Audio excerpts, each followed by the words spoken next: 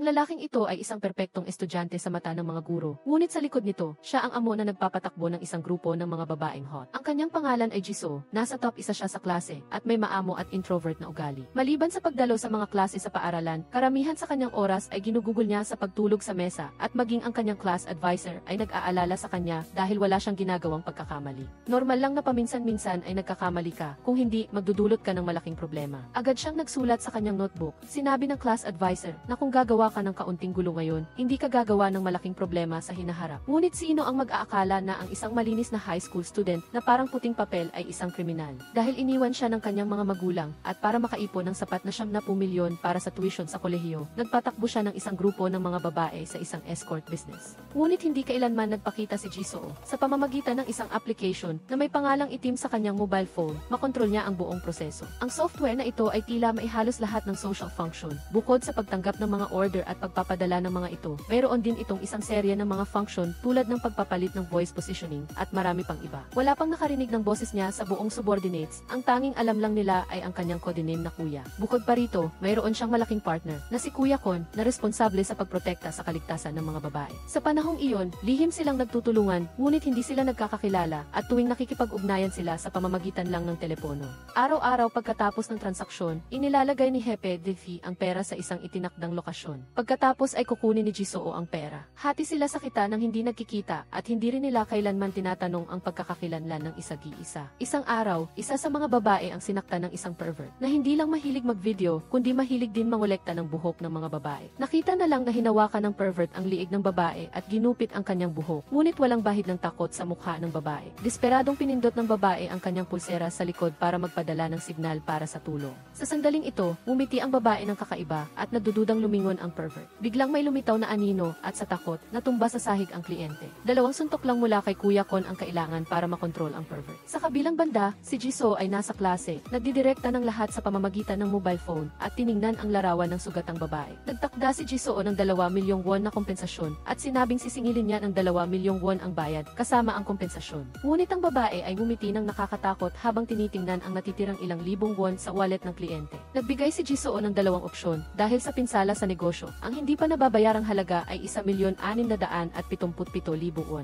Piliin ang A o B. Walang pag-aalinlangang pinili ng babae ang opsyon B. Nagtatakang nagtanong ang kliyente kung ano ang ibig sabihin yon. Ibig sabihin, babasagin siya sa galit. Sasaktan siya hanggang sa makabayad siya ng 1,677,000 won, kaya agad siyang hinila ni Kuya Kon sa banyo. Sa kabilang banda, si Jisoo ay nasa klase at umiibig. Gusto niya ang isang babae na nagngangalang Juri, nakabaliktaran ni Jisoo na isang introvert. Si Juri ay may masayahing personalidad at sa unang tingin, mukha siyang isang masayahin at puno ng enerhiyang babae. Ngunit ang insecure na si Jisoo ay hindi pa nakakausap siya hanggang sa wakas ay nagkaroon siya ng pagkakataon. Natagpuan ng advisor na mag-isa siya araw-araw, kaya inanyayahan siya nitong sumali sa Social Issues Research Club na siya mismo ang nagtatag at mayroon lang siyang isang miyembro. At ang miyembro na ito ay si Juri, ginawa ng advisor na assistant si Jisoo para mas mabilis silang magkakilala. Pinagsama sila para lumabas at gawin ang club assignment. Pumayag si Jisoo na may pagkalito sa kanyang mukha at noong gabi, nagpadala si Juri ng mensahe na kaya niyang gawin ang assignment ng mag-isa. Kung abala siya, okay lang, hindi alam ni Jisoo ang gagawin habang nakahiga sa kama, hindi alam kung paano siya sasagutin.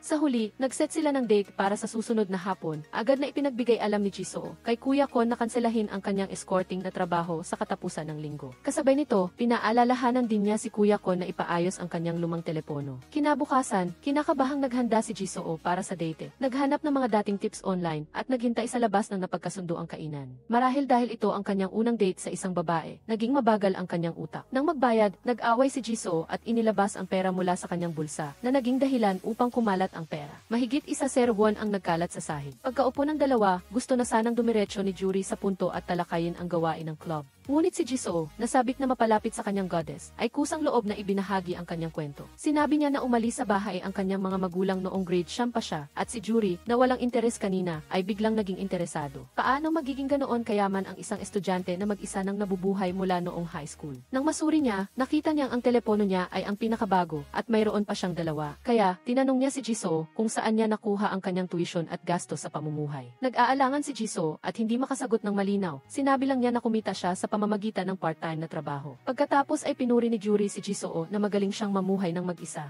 Naapektuhan si Jisoo ng sakit na kanyang dinadala at agad na hindi napigilan dahil wala pang nakakaintindi sa hirap ng buhay niya. Sa Sa sandaling ito, biglang tumunog ang mobile phone ni Jisoo at pagbukas niya ng itim, nakita niyang si Minhee ang nagpadala ng signal para sa tulong. Si Minhee ay kaklase ni Jisoo at sa pamamagitan ng pulseras, matagal na niyang natukoy ang pagkakakilanlan ni Minhee. Nalaman ni Jisoo na nakita ni Minhee na ang kanyang mga kasama ay may nakasalamuhang pervert at dahil sa tulong ni Kuya Kon, nakakuha sila ng maraming pera, kaya bukas palad siyang nag-imbita ng lahat para maghapunan. Nagpadala rin siya ng numero ng telepono ng pervert sa grupo upang magingat ang kanyang mga kasama. Kailangan ni Minhee ng 300,000 para bilhin ng regalo ang kanyang nobyo na school gang leader, kaya gusto rin niyang kumita ng malaking pera mula rito. Kaya, pumunta siya sa pervert ng mag-isa, ngunit hindi niya inaasahan na naghanda na ang pervert para maghiganti. Espesyal pa itong nagdala ng 2 henchmen, naghihintay na dumating si Kuya Kon. Natakot si Minhee at pinindot ang rescue bracelet. Natanggap ni Jisoo ang mensahe para sa tulong at agad na tinawagan si Kuya Kon. Ngunit sa pagkakataong ito, inaayos ni Kuya Kon ang kanyang telepono. Nakita niya na patuloy na nagpapadala ng signal para sa tulong ang telepono. Wala nang ibang pagpipilian dahil kaklase pa rin naman niya ito. Walang magawa si Jisoo kundi iwanan si Juri at magplano na kumilos ng mag-isa. Ngunit sa mismong sandaling ito, naubusan ng baterya ang stun gun at wala nang parehong uri ng baterya sa supermarket. Labis siyang nag-alala kaya hinalungkat niya ang basurahan para sa mga recyclable. Ngunit hindi pa rin magamit ang stun gun. Kinuha na lang niya ang isang bakal na pamalo at ang tindera ng supermarket ay natakot sa kanya at gustong tumawag ng pulis. Sa sandaling ito, biglang may naisip si Jisoo. Nagmamadali siyang pumunta sa pinangyarihan at tinawagan ang pervert at sinabing papasok ang pulis sa pamamagitan ng elevator. Malinaw na hindi naniwala ang pervert dahil hindi maaaring malantad ang ginagawa ni Jisoo. Hindi siya maaaring tumawag ng pulis. Namamaliit ng henchman si Jisoo habang nakatingin sa labas ng bintana nang bigla niyang makita ang isang police car na nakaparada sa ibaba at agad siyang tumakbo sa takot. Natakot din ang pervert nang makita niya ang pulis. Hindi siya nakontento at kinuhanan niya pa rin ng litrato si Minhee bago siya umalis, ngunit ang tinawagan ni Jisoo para sa pulis ay ang katabing kwarto ng pervert. Nagkataon na may isang mag-asawa sa katabing kwarto na nag-enjoy at sinamantala ni Minhee ang pagkakataon para tumakas sa pinangyarihan.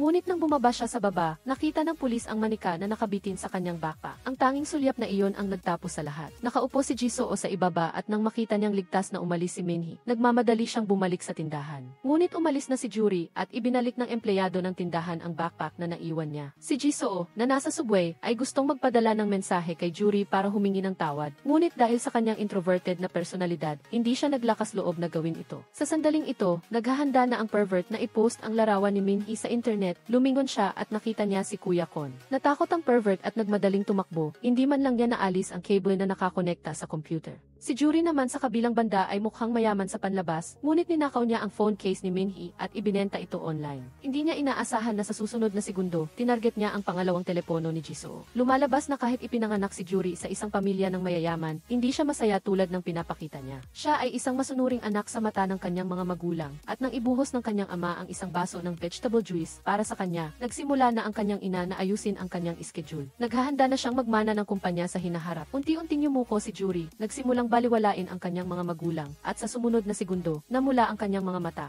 Nagsimulang kumain si Juri ng parang baliw, kumakain ng malalaking piraso ng karne at umiinom ng gatas, at pagkatapos ay may narinig siyang malakas na tawag. Juri, malumana siyang tinitingnan ng kanyang ama. Lumabas na lahat ay imahinasyon lang ni Juri, at sa hindi sinasadya, nasugatan niya ang kanyang daliri. Dahil sa ganitong uri ng ganap na kontroladong buhay, gusto niyang kumuha ng mga maling bagay at mausisa sa mga sikreto ng iba para maaliw. Mula noong huli nilang date ni Jisoo, palagi siyang curious kung saan nanggagaling ang pera ni Jisoo, na nabubuhay ng mag-isa simula noong high school. Nang araw na iyon, nakita ni Juri si Jisoo na mahimbing na natutulog, kasama ang nakabukas na mobile phone sa kanyang backpack. Ang dilim sa kanyang puso ay patuloy na lumalaganap, at pagkatapos ay kinuha niya ang telepono at pumasok sa banyo upang alamin ito. Ang kilos na ito ang nagdala sa kapalaran ni Juri at Jisoo sa bangin mula rito. Sinubukan ni Juri ang ilang password, ngunit hindi niya nabuksan ang telepono. Ngunit sapat siyang matalino para mahulaan na ang isang taong tulad ni Jisoo ay gagamit ng parehong password para sa dalawang telepono. Kaya, pagkatapos ng klase, sinadya niya nalapitan si Jisoo at inanyayahan siyang mag-lunch sa cafeteria. Si Jisoo, na seloso sa kalungkutan, ay labis na kinabahan dahil ito ang kanyang unang beses na inanyayahan ng isang babae. Upang malaman ang sikreto ni Jisoo, nakipag-usap si Juri sa kanya habang nag-aalmusal sila. Siya rin ay aktibong nag-imbita kay Jisoo na sumali sa club at gusto rin niyang isama siya sa group chat. Kaya, binuksan ni Jisoo ang kanyang telepono at sumali sa group chat nang hindi alam na nalantad na ang kanyang telepono. Si Jisoo, na paralisado sa pag-ibig, ay nalulunod pa rin sa kaligayahan hanggang hapon.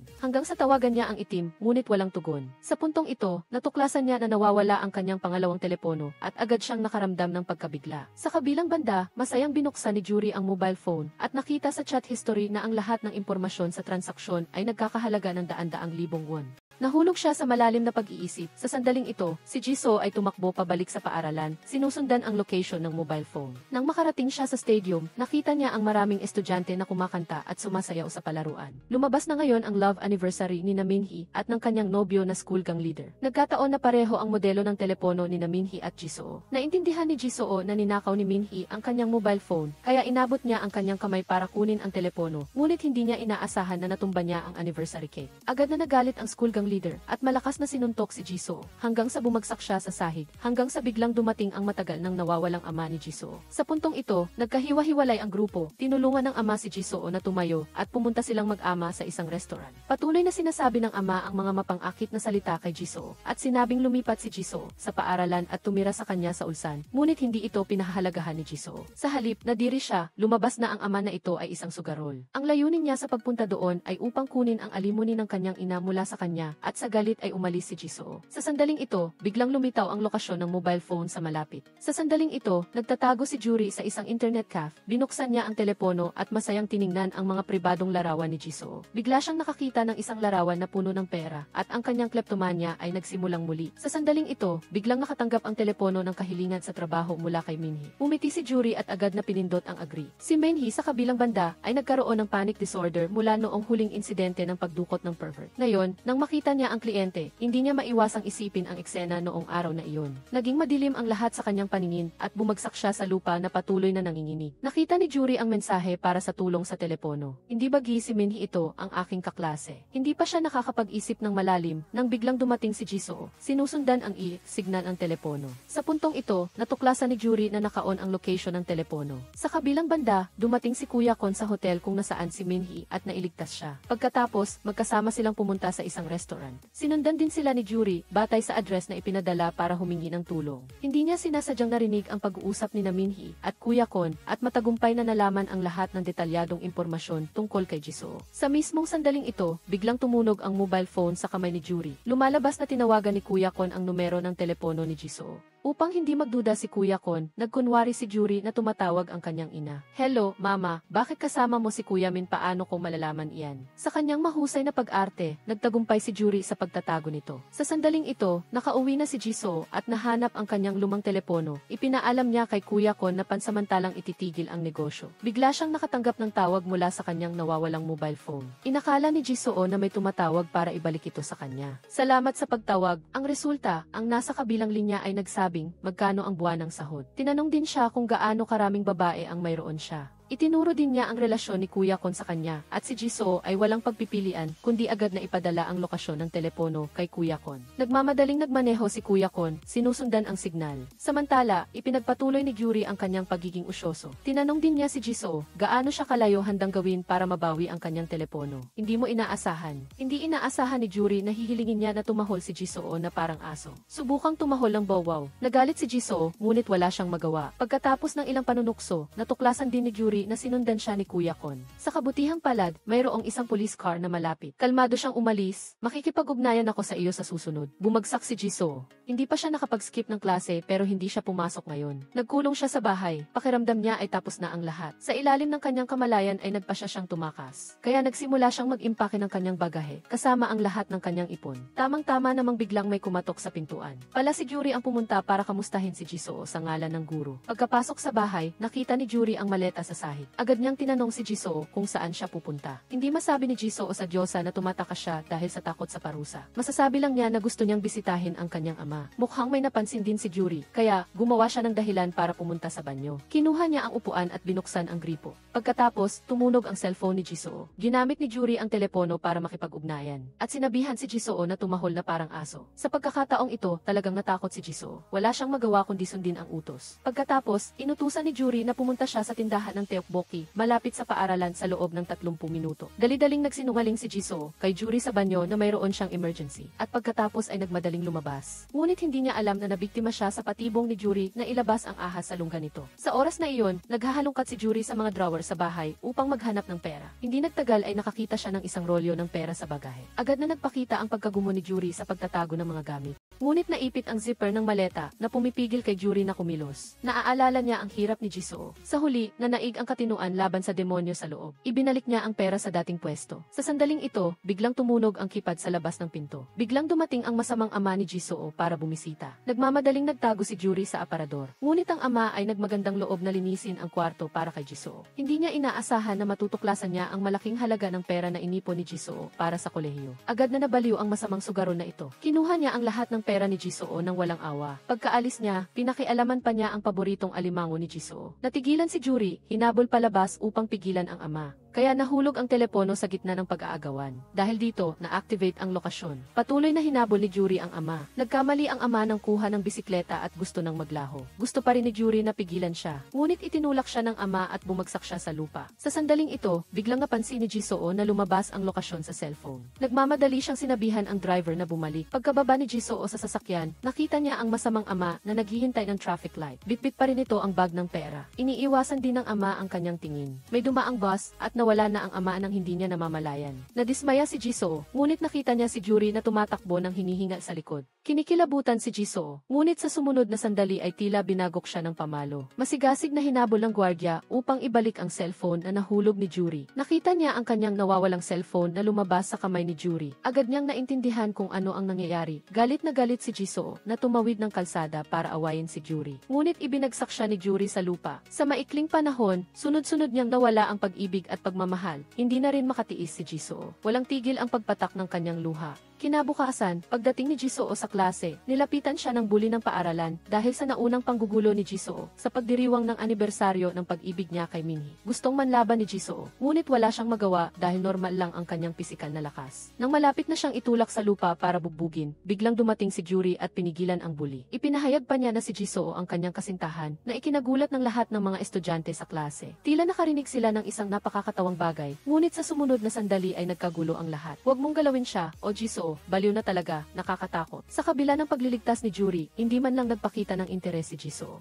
Sa pagtayo at paghahanda niyang umalis, pinigilan siya ni Juri, sa pilitang kinuha ang kanyang telepono at dinala siya sa baseball club. Pagkatapos ay pumasok ang isang grupo ng mga lalaking kaibigan ni Juri. Lumabas na gusto ni Juri na isama ang matitigas na lalaki mula sa judo club upang makasama sa negosyo ni Jisoo. Halos mabaliw si Jisoo matapos siyang lokohin ni Juri. Siyempre, hindi siya sumang-ayon, wala nang mapuntahan si Jisoo, kaya nagpa siya siyang hanapin ang kanyang ama upang bawiin ang pera. Kalmado niyang tinanong ang address ng kanyang ama. Ang kanyang kalooban ay matagal ng galit na galit. Bitbit ang mga gamit at handa nang hanapin ang masamang ama. Hindi niya inaasahan na sasalubungin niya si Juri habang papasok sa elevator. Sa sumunod na sandali, agad na nag-agawan ang dalawa sa telepono at ang resulta ay nakagat siya ni Juri. Patuloy pa ring sinusubukan ni Juri na kumbinsihin si Jisoo na sa puntong ito ay labis ng nainis. Gusto lang niyang mabilis na mabawi ang cellphone. Ngunit sinabi ni Juri na hindi niya ito dala. Sinabi pa niya ng diretsyo na hindi niya ibabalik ang telepono para pilitin siyang sumang-ayon na sumali siya. Nahulaan niya na sa oras na ito ay gusto ni Jisoo na hanapin ang masamang ama para bawiin ang 60 milyong ipon. Pagkatapos ay sinabi rin niya na ang pera ay nawala dahil sa kanya, kaya sasamahan kanya para hanapin ito. Tiningnan siya ni Jisoo nang may pagdududa, kanina lang ay nag-aagawan pa sila ng telepono. Pero pagkatapos ay nagbago siya, may pera ka ba para mag-bus para makita ang iyong ama? Ngayon wala ka ng pera, tama. Wala ka ng kahit anong barya? Pagkatapos, sumakay sila ng bus mula Seoul patungong Ulsan, mukha silang magkasintahan na naglalakbay. Hanggang sa pagdilim ay natagpuan din nila ang tirahan ng ama. Ngunit hindi alam kung saan naglaho ang ama. Nakakandado ang pinto, pinulot ni Jisoo ang dalawang kawad sa sahig at nagsimulang buksan ang pinto. Inis si Juri dahil masyado siyang mabagal, kaya sa isang saglit ay nabasag niya ang bintana at pumasok sa loob. Pagkatapos ay nagsimula silang halungkatin ang bahay upang maghanap ng pera. Hinalughog nila ang buong bahay, ngunit wala pa ring makitang kahit isang sentimo. Nandoon ang mga damit at mahahalagang gamit ng ama. Ibig sabihin, hindi siya tumakas. Wala nang magawa si Jisoo, kundi umupo sa sahig at maghintay na bumalik ang kanyang ama para tanungin ng malinaw.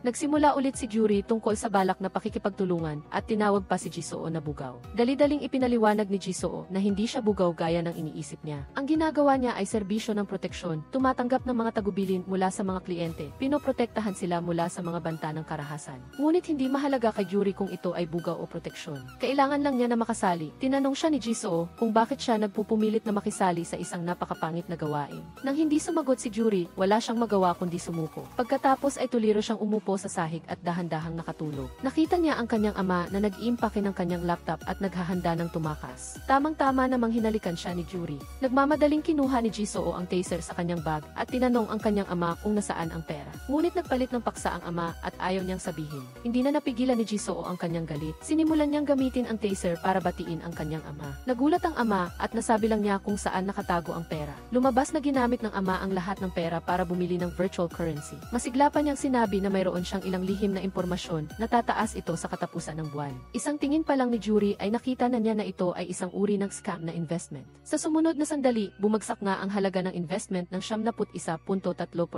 Gusto ni Juri na kunin ang natitirang pera, ngunit tumanggi ang ama. Sa gitna ng pag-aaway, naging tablet ang computer. Sa pagkakita sa kaguluhan na nilikha ng kanyang ama, galit na tumingin si Jisoo sa kutsilyo. Tapos, tumingin siya sa kanyang ama sa tabi niya na may pagkamuhi sa kanyang puso. Ngunit sa huli, wala siyang ginawa, walang magawa kundi maghanda na umuwi. Sinundan siya ni Juri at tinanong kung bakit niya ganoon kadaling pinatawad ang isang masamang tao. Desperadong sinabi ni Jisoo, "Siya ang aking ama, ano ang gusto mong gawin ko?" Matapos mag-isip si Juri, kahit nagalit siya, wala rin siyang magawa. Masakit sa loob na umupo si Jisoo sa bus pa uwi at hindi na niya pinansin si Juri. Hindi na rin makatiis si Juri na tignan siya at lihim niyang ibinalik ang telepono habang natutulog siya. Pero ano pa ang silbi nito, walang ni isang kusing si Jisoo, kaya hindi siya makasakay sa subway. Naganap na sa oras na ito, tumawag din ang review center upang ipaalam na kailangan niyang magbayad ng matrikula. Kailangang magsinungaling si Jisoo na hindi siya pinapayagan ng kanyang ama. Sa oras na ito, tumunog ang tunog ng madilim na application sa kanyang bag at doon lamang nalaman ni Jisoo na bumalik na ang telepono. Pagbukas niya, nakita niyang tinatanong ni Kuya Kon kung kailan siya magsisimulang magtrabaho muli. Ngunit si Jisoo sa oras na ito ay labis na nag-aalala. Hindi niya sinagot si Kuya Kon sa loob ng ilang araw. Sa araw na iyon, nakaupo si Kuya Kon sa isang tindahan ng matatamis, walang ginagawa kundi kumain ng cake at magbasa ng libro. Biglang lumapit ang isang subordinate na babae at nagtanong kung kailan niya masisimulan ang trabaho. Nahuli ba ng pulis ang tiyuhin? O tumakas na siya? Nanatiling walang pakialam si Kuya Kon, hindi sinasagot ang anumang tanong ng babae. Pagkatapos ay kinuha ng babae ang isang tumpok ng pera mula sa kanyang bag, umaasa siyang ipagwalang bahala ni Kuya Kon ang tungkol sa tiyuhin at direktang magbigay ng serbisyo ng proteksyon sa kanila. Ngunit tinanggihan ni Kuya Kon ang alok ng babae. Si Minhee naman ay nag-aalala rin tungkol sa pera. Dahil pansamantalang huminto ang negosyo, kaya wala siyang pinagkukunan ng kita. Ang kanyang kasintahan na buli ng paaralan ay patuloy na humihingi ng pera sa kanya. Maging ang pera para sa pagkain at paglalaro ay si Minhee pa rin ang nagbabayad. Pagkatapos ay nagtipon-tipon ang mga babae at pinag-usapan kung bakit hindi pa nagtatrabaho ang tiyuhin at si Kuya Kon. Ang babaeng lumapit kay Kuya Kon kanina ay nagmungkahi na palitan ang kumpanya ng proteksyon. Ngunit si Minhee ang unang tumutol. Sa puntong ito, naramdaman ng babae na napahiya siya at direkta niya itong sinuntok. Sa wakas, naisaayos ng Jisoo ang kanyang isip. Tumawag siya para ipaalam kay Kuya Kon na simulan na ang trabaho. Ngunit sinabi ni Kuya Kon na hindi siya magtatrabaho kung walang advance na sahod. Dahil walang pera si Jisoo, wala siyang nagawa kundi magtrabaho ng part-time pagkatapos ng klase. Ang resulta ng pagtatrabaho ng part-time na may mataas na sweldo ay napapagod siya sa isang gabi. Ngunit hindi pa rin ito sapat para sa kanyang gastusin sa pamumuhay. At seryoso itong nakaapekto sa kanyang pag-aaral. Napagod si Jisoo at humiga sa kama. Kinabukasan, nang malaman ni Juri ang nangyari, bumili siya ng hermit crab at nagpunta doon. "Tatay, pakiusap, buksan mo ang pinto." Diyos ko, sino ba naman ang makatitiis nito? Pagkatapos, nagkaroon ulit sila ng alitan sa unsan sa kalye. Si Juri, na isang mayaman na dalaga, ay agad na naglabas ng isang bag ng pera. Napatulala si Jisoo. Siyempre, hindi libre ang perang ito. Agad na sinabi ni Juri na mula ngayon, magiging magkasosyo na sila. Kailangan mong ibigay sa akin ang iyong shares. Sigurado raw na papayag din ang mga Kuya Kon sa judo group na magtrabaho. Unti-unting naging walang pakialam ang mukha ni Jisoo at sinabing masyado pa siyang inosente. Pagkatapos ay tinanggihan niya si Juri at umalis. Natulala si Juri sa kanyang kinatatayuan, hindi niya maintindihan ang nangyari. Sumunod ay ang midterm exam si Jisoo, na dati ay nangunguna sa klase, ay bumagsak gaya ng inaasahan. Nakakuha lang siya ng 48 puntos. Tamang-tama namang nakita ito ng kaibigan niya sa harap. Isang Jisoo na laging nasa tuktok, ngunit ang resulta ng pagsusulit ay mas mababa pa sa kanya, kaya nagsalita siya ng bastos. "Baliw na ako, napakawalang silbi mo talaga, akala ko matalino ka." Lumabas na isa kang hangal. Ang number 1 na Jisoo natin, 48 lang ang sagot. Naiirita na talaga si Jisoo. Idagdag Dagdag pa ang sinabi ng lalaki na ikinagalit niya ng husto. Sinuntok niya ito at bumagsak ito sa sahig.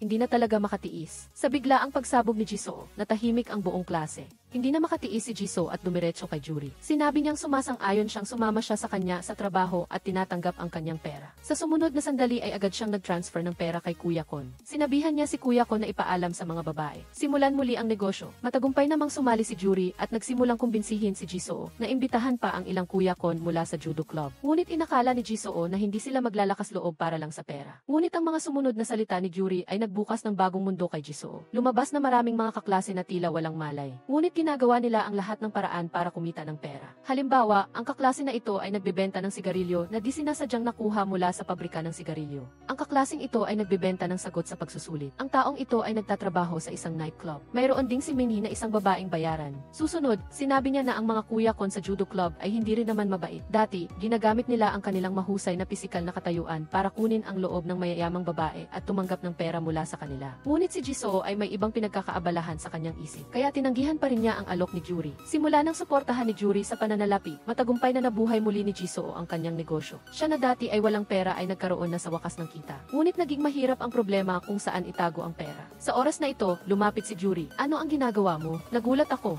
Gusto niyang pag-usapan kung paano hikayatin ang mga nasa Japanese judo group. Matapos marinig ni Jisoo, hindi na siya nag-isip at sinabing walang silbi. Hindi sumuko si Juri at nagpadala sa kanila ng anonymong mensahe. Ang resulta, huwag ka ng baliw. Pumiti si Jisoo nang makita ito. Naunawaan din sa wakas ni Juri ang hindi niya maintindihan kanina. Nagbibigay tayo ng serbisyo ng proteksyon. Napakalakas nila. Kung may panganib, kaya nilang lutasin ito ng mag-isa. Ano pa ang kailangan nila sa atin? Matapos sabihin ito, hindi niya nakalimutang manlait. Wala ka talagang alam. Tapos gusto mo pang makipagtulungan. Nang araw na iyon, dumating si Jisoo upang mangolekta ng pera gaya ng dati. Ngunit nang buksan niya ang kabinet, natigilan siya. Kinuha ni Juri ang kalahati ng kanyang kita. Agad na nagalit si Jisoo at nakipagkita kay Juri. Hindi ko ito palalampasin. Walang ginawa pero humihingi ng kalahati. Sa sandaling ito, dumating si Juri. Ang resulta ay, naloko na naman si Jisoo. Lumabas na si Juri, sa utos ng kanyang mga magulang, ay nakipagkita sa mahahalagang kasosyo. Matapos ay agad siyang pumunta sa kanya. Nang makita ni Jisoo o si Juri na ganoon, agad siyang hindi makapagsalita. Nakita ni Juri ito at umamin na rin. Totoo, hindi tamang kumuha ng kalahati ng walang ginagawa. Sang-ayon, kaya 6 at 4. Kumuha ng 9 tandang bawas 1. 7 tandang bawas 3. 9 tandang bawas 1. Hello, police? CJ, 3 tandang bawas 2.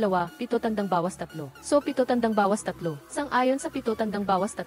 Salamat, paano makatitiis ang sinuman sa ganyan? Walang magawa si Jisoo, kundi kunin ang perang kinuha niya at ilagay sa kanyang bulsa. Hindi naintindihan ni Juri at tinanong kung bakit niya dinadala ang lahat ng kanyang pera. Lumabas na dati na siyang naloko ng isang beses. Kaya bago makahanap ng angkop na lugar para itago ang pera, nagpa siya si Jisoo na dalhin ang lahat ng pera sa kanya. Kinabukasan, naramdaman ni Jisoo na ligtas na itago ang pera sa paaralan. Kaya binuksan niya ang kanyang locker gaya ng dati at naghanda na ilagay ang pera. Ang resulta ay nagkagulo sa loob. Ang mga damit at libro ay nabahira ng itim na tinta. Hinila niya ang upuan at umupo. Maging ang kanyang pantalon ay punit. Nagsimulang pagtawanan ng kanyang mga kaklase si Jisoo. Nawalan ng mukha si Jisoo. Ano ba talaga ang nangyayari dito? Lumabas na ang bully ng paaralan ay nagtanim ng galit kay Jisoo dahil sinira niya ang anibersaryo niya kay Minhee. Takot na gagantihan sila ng mga mas mataas na klase. Kaya naisip nila ang mas malupit na paraan. Dinikita nila ang upuan upang sirain ang uniforme ng estudyante ni Jisoo. Pinahirapan siya ng unti-unti para hindi niya malaman kung sino ang bumubuli sa kanya. Lumabas na puro walang kwentang kalokohan pala ang mga ito. Subukan mong tiisin ang mga ganyang kalokohan sa loob ng 1 taon. Gusto mong magpakamatay. Paulit-ulit nilang sinasabi na maging ang pamangkin ng piskal ay hindi nakayanan ang kalokohan na ito at halos sumuko. Ngunit hindi rin ordinaryong tao si Jisoo. Hindi lang hindi naapektuhan ang kanyang kalooban, kundi nakatuon pa siya sa pagpapatakbo ng kanyang negosyo sa pagkuha ng mga kliyente. Hindi na makatiis ang bully ng paaralan. Ilang araw nilang binuli si Jisoo, pero bakit mukha pa rin siyang ordinaryong tao? Maglalaro sila ng malaking laro. May kinuha silang item at inilagay sa bag ni Jisoo. Sa kabilang banda, hinarang ng bully ng paaralan si Jisoo sa banyo. Sinabi niyang magkabati na sila. Sinabi rin niya kay Juri. Ngunit sa kabilang banda, inutusan niya ang kanyang mga kasamahan na ilagay ang ipinagbabawal na bagay sa bag ni Jisoo. Agad na lumapit ang bully ng paaralan sa Dian at nagsumbong na may nagdala ng ipinagbabawal na gamit sa paaralan. Galit na galit ang Dian at agad na nagpasya na halughugin ang mga personal na gamit ng bawat isa. Si Juri ang pinakaunang nakarinig ng balitang ito. Agad siyang nagsimulang mag-alala tungkol sa pera sa bag ni Jisoo. Gusto niyang mag-text para ipaalam sa kanya. Ngunit si Jisoo ay laging seryoso sa pag-aaral, kaya hindi niya kailanman tinitingnan ang telepono sa klase. Sa oras na ito, nasa katabing silid-aralan na ang Dian. Masipag pa rin si Jisoo sa pagkuha ng tala. Nag-aalala si Juri at agad na inihagis ang panulat doon. Medyo nagalit si Jisoo, ngunit huli na ang lahat. Nang balak niyang bigyan siya ng babala, pumasok na ang dian sa silid. Si Jisoo ay mukhang hindi alam kung ano ang nangyayari. Hanggang sasabihin ng guro na dahil may nakita silang ipinagbabawal na bagay sa banyo, kaya kailangan na nilang halughugin ang bag ng bawat isa. Natigilan si Jisoo, ang kanyang pera ay hindi pa mainit-init. Sa oras na ito, tumayo ang homeroom teacher at nagsalita. Sa prinsipyo, dapat may pahintulot ng mga bata. Sa tingin ng tagapamahala, may punto. Tumango si Lin. Mayroon bang hindi sumasang-ayon? Tahimik ang buong klase. Agad inutusan ng guro ang lahat na buksan ang kanilang mga bag at locker. Biglang tumayo si Jisoo. Hindi ako sumasang-ayon sa paghahanap sa personal na gamit. Hindi ako maaaring sumang-ayon. Hindi makapaniwalang tinanong ng tagapamahala kung bakit. Sinabi ni Jisoo na ito ay paglabag sa karapatang pantao. Agad na lumabas si Juri nang makita ang sitwasyon. Agad na kinutya ng tagapamahala si Jisoo. Pagkasabi nito ay sa pilitan niyang hinanap ang bag ni Jisoo. Nang malapit nang mabunyag ang sikreto, biglang tumunog ang fire alarm. Naniniwala pa rin ang tagapamahala na dapat magpatuloy sa paghahanap. Ngunit ang klase ay agad na nabulabog. Anong ginagawa mo? Paano mo malalaman kung pagsasanay o totoo? Ang mga bata ay nagkalat. Matapos magsalita ay inutusan niya ang lahat ng estudyante na umalis sa silid-aralan. Maswerteng nakaligtas si Jisoo sa sakuna. Inakala ng lahat ng guro at estudyante sa paaralan na ito ay isang drill na inorganisa ng paaralan. Ngunit hindi nagtagal ay natuklasan na hindi pala ganoon. Nagpasya si Juri na tulungan ang kanyang kaibigan na si Jisoo at inactivate ang fire alarm. Sa harap ng tanong ng guro ng klase at ng tagapamahala, alam ni Juri na hindi siya makapagpapaliwanag. Agad niyang sinimulan ang kanyang mga kasanayan sa pag-arte. Hindi kasi niya nakikita ang sinuman. Kung hindi niya gagawin iyon, walang sinuman ang makakapansin sa kanya. Anong ibig mong sabihin? Hindi ko na kaya. Kailangan kong gawin ang lahat ng tama. Pag-aaral at mga kaibigan. Hindi ko na ito matuloy. Napakagaling. Nagulat talaga ang tagapamahala. Nagmadaling maghanap ng dahilan para tumakas. Ngunit naiintindihan ni Juri na nakita na niya ang lahat. Sinabi niya sa kanya na huwag nang umarte. Tinanong kung bakit. Nakita ni Juri iyon at pinunasan ang kanyang luha. Ngunit ang sumunod na nangyari ay mas nakakatakot. Siguro nababaliw na ako. Paminsan-minsan, nakakaramdam ako ng pagduduwal. Ang amoy ng aking hininga. Ganito, kahit walang ginagawa, nakakahinga pa rin. Narinig ng guro ang bawat pangungusap na may ganitong uri ng hininga. Hindi maintindihan kung paano. Pagkatapos, ligtas na umurong si Juri. Naghihintay na si Jisoo sa labas at bumili pa siya ng merienda para sa kanya. Sinabi ni Juri na masyadong delikado ang paglalagay ng pera sa bag ng eskwelahan. Kaya dinala niya si Jisoo sa opisina ng club. Ngunit ang hakbang na ito ang nagtulak sa kanila patungo sa bangin. Ipinaliwanag ni Juri na lahat ng kanyang maling nakuha dati ay itinago sa loob ng sofa. Hindi pa siya nahuli. Bukod pa rito, bihira lang may pumupunta rito. Siya rin ang responsable sa paglilinis ng silid. Hindi na kailangang mag-alala na mahuli ng iba. Pagkasabi nito ay kinuha niya ang pera. Tamang-tama na nakita niya ang ipinagbabawal na bagay sa eskwelahan na inilagay sa bag ni Jisoo. Naguluhan si Jisoo kung ano ito.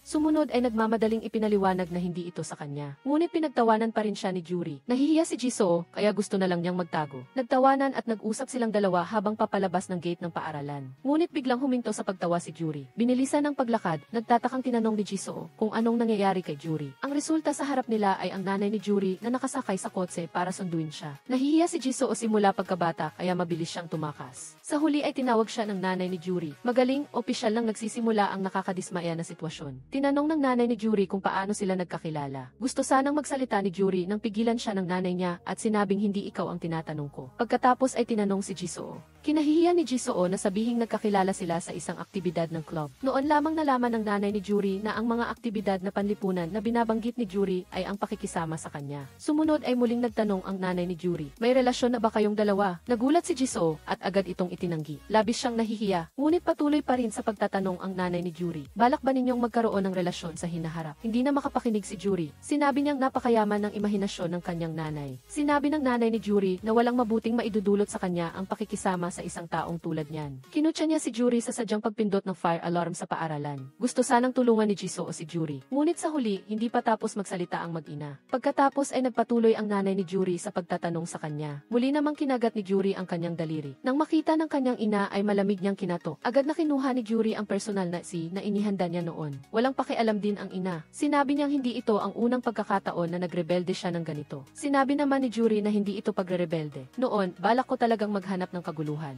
Ngunit ang 200 ay hindi mag-cruise sa tamang lugar. Ngayon lang nalaman ni Jisoo na ang sikat na si Juri ay minsang nagtangkang magpakamatay. Sa kabilang banda, sinusuri ng guro ang impormasyon ni Juri. Bigla siyang nakatanggap ng tawag mula sa pulisya. Sinabi ng pulisya na sana ay makausap nila si Minhee. Ito pala, ilang araw na ang nakalipas, ang pulis na si Lee Hae-jong ay itinalaga sa paaralan bilang residenteng pulis. Nang makita niya ang isang sulok ng campus, nakita niya ang punong guro at ilang iba pa na naninigarilyo, kaya nilapitan niya sila upang pigilan. Nang paalis na sila, nakita Nakita ng pulis sa isang sulyap ang manika sa bag ni Minhee. Iyon mismo ang manika na nakita niya sa hotel. Samantala, sa kabilang banda, ipinagdiriwang ni Minhee at ng iba pa ang kaarawan ng pinuno ng gang sa isang karaoke room. Nang makita ni Minhee na tumatawag ang guro ng klase, nagkunwari siyang hindi niya ito nakita. Pagkatapos ay kinuha niya ang isang baseball cap at ibinigay sa kanyang nobyo na pinuno ng gang. Bilang resulta, nagpakita ang pinuno ng gang na mukhang nainis at diretsong sinabi na napakababa ng halaga nito, hindi niya ito kailangan. Pagkatapos, naghanda ang grupo ni Minhee na lumipat ng lugar at nagkataon na nakasalubong nila ang isang mataray na babae sa parehong industriya. Lumalabas na gusto ng babaeng ito na magtrabaho ng mag-isa at lumapit siya sa may-ari ng tindahan upang pag-usapan ang negosyo. Sinabi ng babae na ang dating kumpanya ng siguro ay may problema at naghahanda siyang magdala ng ilang kapatid na babae sa karaoke bar ng may-ari ng tindahan upang paunlarin ang kanilang karera. Habang nag-uusap, biglang may lumabas na lalaking walang damit at may tattoo. Nagulat ang babae at ang lalaking ito ay ang kasintahan ng may-ari ng tindahan at isa ring maimpluwensyang boss ng gang. Nang makita ng dakilang pinuno ng gang na may iba pang tao sa silid, nagmamadali siyang ipinaliwanag na pinaliliguan niya ang kanyang aso. Pagkatapos ay tinanggihan ng may-ari ng tindahan ang paglahok ng babae at binigyan siya ng calling card upang irekomenda siya sa ibang lugar. Pumunta si Jury sa kumpanya upang magsumite ng mga dokumento ayon sa kahilingan ng kanyang ina. Nagkataon na ang kumpanya ay nagre-recruit ng mga intern at nang makita niya ang mga nabigong intern, bigla siyang nagkaroon ng plano. Dati, gusto niyang sumali ang kanyang mga kaibigan sa club ng judo sa negosyo ni Jisoo. Ngunit dahil hindi nila kailangan ng proteksyon, hindi sila sumali. Ngunit ang mahihina ang katawan ng mga intern na ito ay nangangailangan ng pera na angkop sa kanyang negosyo sa paghahanap ng customer at kay Jisoo. Nang makita ni Jury na hindi kayang bayaran ng intern ang upa, agad siyang nagpadala ng mensahe kay Jisoo. Sinabi niya kay Jisoo na magpadala ng high-paying part-time job recruitment message sa intern sa pamamagitan ng madilim na web. Ang intern na agarang nangangailangan ng pera ay talagang nagpakita ng interes at nagsinungaling pa kay Jury na ito ay impormasyon ng kumpanya. Hindi nagtagal, nagdala ng magandang balita si Jisoo kay Jury. Pumayag na ang intern, kaya excited na tumakbo si Jury kay Jisoo para saksihan ang pag-usad ng trabaho ng intern. Ngunit ang intern, na unang beses palang gumawa ng part-time na trabaho, ay hindi makontrol ang kanyang sarili at patuloy na nag-aalangan na umakyat. Nang malaman ni Jisoo ang nangyari, agad niyang kinontak ang intern at pinakalma ito at idinagdag pa ang kanyang sariling pinansyal na presyo. Sa huli, hindi niya nakayanan ang tukso at kumilos, labis na natuwa si Jury, talagang mahusay. Ngunit agad din siyang nag-alala. Paano kung makatagpo siya ng mga bastardong tao? Kung sa unang pagkakataon pa lang ay nakatagpo na siya, hindi na niya ito gagawin muli sa hinaharap. Kalmadong sinabi ni Jisoo na naayos na niya ang lahat at sasabihin niya sa babae na alagaan ng mabuti ang intern. Pagkatapos mag-isip, tuwang-tuwa si Jury na yumakap sa liig ni Jisoo at nahulog sa kama, biglang naging tahimik ang kapaligiran at naramdaman niya ang kanyang intimang kilos.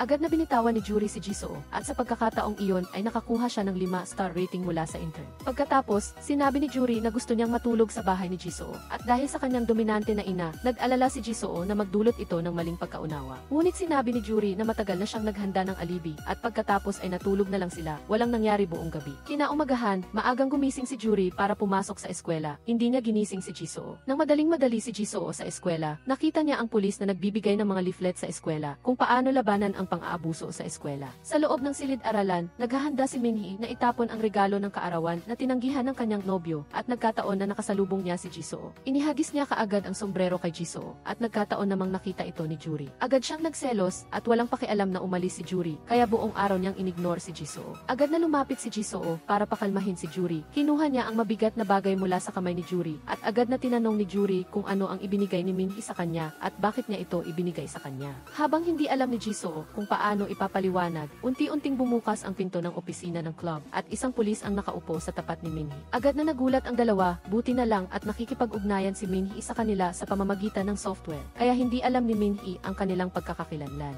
Ginawang kalmado ni Jury ang kanyang sarili, nagmamadaling lumapit at sinabing kailangan gamitin ng social club ang opisina at gustong putulin ang usapan. Ngunit ang batikang pulis ay agad na tinawagan ang tagapamahala at matagumpay na pinaalis ang dalawa. Natatakot ang dalawa na mabunyag ang lahat, kaya lumabas sila at nakinig. Sa opisina, patuloy na tinanong ng pulis si Minhee, tinanong kung may nobyo na siya. Agad itong itinanggi ni Minhee at pagkatapos ay biglang nagbago ang pulis. Nagsalita tungkol sa pagpunta ni Minhee sa motel mag-isa at pagkatapos ay ipinakita ang key footage mula sa araw na iyon at tinanong kung ano ang ginawa niya noong araw na iyon. Pagkatapos panoorin ni Minhee ang video, agad siyang natakot at kusa siyang nanginig, nakita ang gulat na galaw ni Minhee. Matagal nang may hinala ang pulis, patuloy siyang pinipilit, hindi na makapakinig si Jury at naghandang hanapin ang ang guro ng klase. Nang malapit nang gumuho ang depensa ni Minhee, matigas na pumasok si Jisoo. Pinutol ang usapan ng dalawa sa dahilan ng paglabag sa personal na privacy. Kinutya ni Jisoo ang pulis at sinabing hindi kailangan ni Minhee na sabihin ang mga bagay na hindi niya gustong sabihin. Sa pagtingin sa matuwid na hitsura ni Jisoo, gusto pa ring makipagtalo ng pulis, ngunit nakatanggap siya ng tawag mula sa kanyang superior.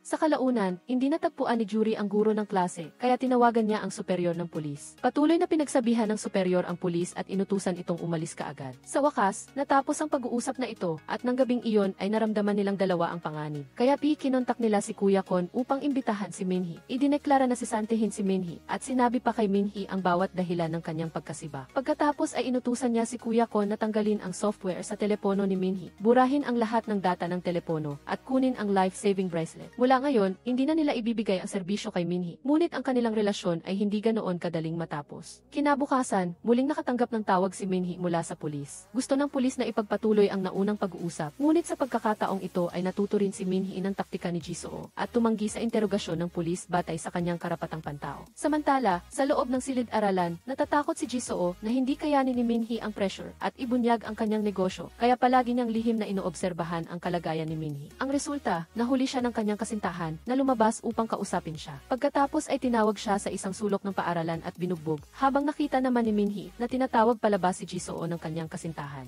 Kaya sumunod siya, napansin ni Juri na wala si Jisoo sa klase at naramdaman din niya na may mali. Sa sandaling ito, pinipilit ng kasintahan na si Jisoo na sabihin kung ano ang narinig niya sa pintuan ng social room. Bakit hinahanap ng pulis si Minhee? Bakit niya tinulungan si Minhee na magalit sa pulis? Sa puntong ito, lumapit si Minhee upang pigilan sila. Ang payo na ito ay lalong nagpainis sa pinuno ng gang. Pagkatapos ay dumating din si Juri, nakita ang lahat at agad na naintindihan, hindi napigilan ng pinuno ng gang ang magreklamo. Ito ba ay isang hotspot para sa date? Sa gilid, muling ginamit ni Juri ang kanyang kakayahan sa pag-arte. Bakit ka nag-iisa na hindi mo sinasabi sa akin? Ikaw na tanga. Duwag ka, ang hirap ba sabihin ang maruming bagay na ginawa mo? Sinabi niya na nahuli siya ng pulis na nagnanakaw sa Swarovski, tama ba? Magaling, sa simula pa lang, ang trabaho ni Minhee na kumikita ng pera ay hindi dapat malaman ng sinuman, agad itong naging maling pagkuha ng mga bagay dahil sa pagbibigay ng regalo sa kaarawan para sa kanyang kasintahan. Nalutas ang lahat ng problema. Sa huli, nagplano sina Juri at Jisoo na ipagpatuloy ang kanilang negosyo sa paghahanap ng pera sa gabi. Sa sandaling matapos silang magsalita at umalis, nakatanggap si Jisoo ng mensahe mula kay Dot Dot. Lumalabas na ang bagong intern ay tinanggap ng may sigla at may gustong imbitahan ang intern para sa negosyo. Sa sandaling ito, galit na pumasok si Minhee. Lumalabas na natatakot si Minhee na mabunyag ang kanyang pagiging escort. Binalaan si Jisoo na huwag sabihin sa iba ang narinig niya.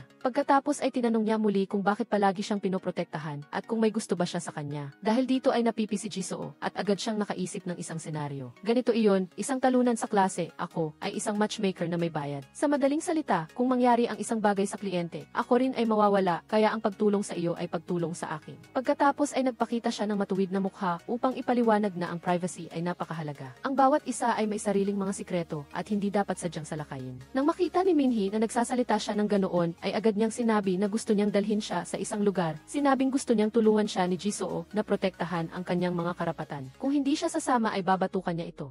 Ngunit sinabi ni Jisoo na mayroon pa siyang gagawin ngayong gabi. Ngunit dahil sa pagsisisante kay Minhee, ay nakaramdam siya ng pagkakasala. Kaya sa susunod na segundo ay sumakay na siya sa subway kasama si Minhee. At dahil sa biyaheng ito ay muntik nang mawala ang lahat. Sa sandaling ito, tumawag si Juri para tanungin kung bakit wala siya sa bahay. Hindi ba sinabi na magsasama sila sa negosyo ngayong gabi? Hindi pa tapos magsalita ay narinig na niya ang boses ni Minhee mula sa telepono. Nagmamadaling sinabi ni Jisoo na mag-isa muna siyang gumawa ngayong araw at huli na siyang makakauwi. Nagselo si Juri at ginamit ang pagbabahagi ng kita para pilitin si Jisoo. Sinabing simula ngayon ay 4 bawas 6 na ang hati. Dating laging interesado si Jisoo sa kita, ngunit sa pagkakataong ito ay agad siyang pumayag ng walang pag-aalinlangan, samantalang sa kabilang panig ay malapit nang magkaroon ng malaking problema. Sinimulan ng intern ang kanyang trabaho ngayon, ngunit pagpasok pa lang niya sa pinto ay agad siyang nagulat, puno ng plastic bags ang buong silid. Habang nagtataka ang intern, biglang may lumitaw na lalaki sa likod niya, pagkatapos ay itinulak siya sa kama. Pagkatapos ay tinawag ng lalaki ang kanyang boss, at nang walang maraming salita, agad nilang iginapos ang intern. Lumalabas na ang boss na ito ay ang fiance ng customer ngayon. Kamakailan lang ay naging malamig sa kanya ang kanyang fiance, kaya di pakiramdam niya ay palihim siyang nagtataksil sa kanya.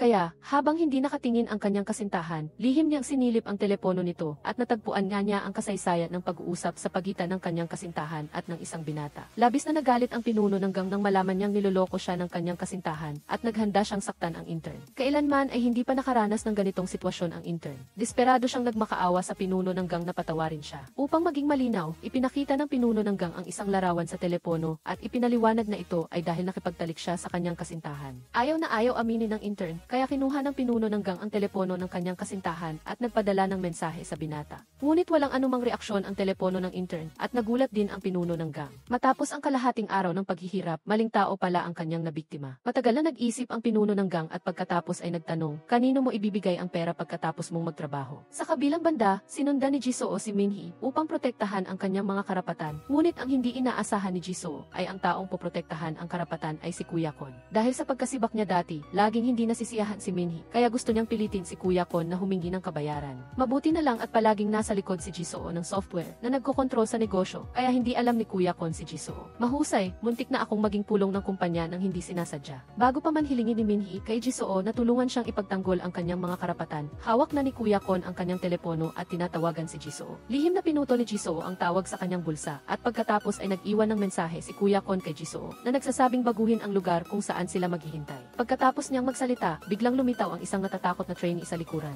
Napansin din ni Kuya Kon na may kung anong mali. Pinagsabihan niya ang trainee na huwag magsalita rito sa pamamagitan ng pag-iling. Pagkatapos ay tumayo at lumabas kasama ang trainee. Hindi maintindihan ni Minhee kung bakit umalis si Kuya Kon at nagmamadaling tumakbo para pigilan siya. Napansin ni Kuya Kon na maraming tao sa paligid ang nakatutok sa kanya at alam niyang nasa mahirap na sitwasyon siya, kaya pinilit niya sina Minhee at Jisoo na umalis kaagad. Ngunit si Minhee, na gustong makuha ang pera, ay walang pakialam sa mga ito at patuloy pa ring pinipigilan siya. Dahil sa kaguluhan, sinabi ni Kuya Kon na gusto niyang harapin ang mga ito para mapilitan silang umalis. Ngunit huli na ang lahat, dumating na ang mga miyembro ng gang na may dalang mga pamalo at pinalibutan sila. Kaagad na sinabi ni Kuya Kon, umalis na kayo. Natigilan sa takot sina Jisoo at Minhee at nagmadaling nagtago sa likuran ni Kuya Kon. Pagkatapos, unang sumugod ang isang guon. Nasalo ni Kuya Kon ang isang malakas na suntok at gumanti sa pamamagitan ng pagsampal sa kanya ng 2 beses, kaya kaagad niyang nakontrol ang isang tao. Dinampot niya ang pamalo at masama siyang tiningnan habang nagpapatuloy siya sa pakikipaglaban na parang isang Diyos ng digmaan. Walang sinuman ang tumagal ng 3 segundo sa harap ni Kuya Kon, pinabagsak niya silang lahat. Inakala ni Kuya Kon na tapos na ang laban, kaya ibinaba niya ang pamalo sa kanyang kamay at naghanda na siyang umalis. Ngunit hindi ganoon kadali sumuko ang mga miyembro ng gang. Kinuha nila ang kanilang mga kutsilyo at sumugod. Nagalit si Kuya Kon, kinuha ang kanyang kutsilyo at patuloy na nanlaban.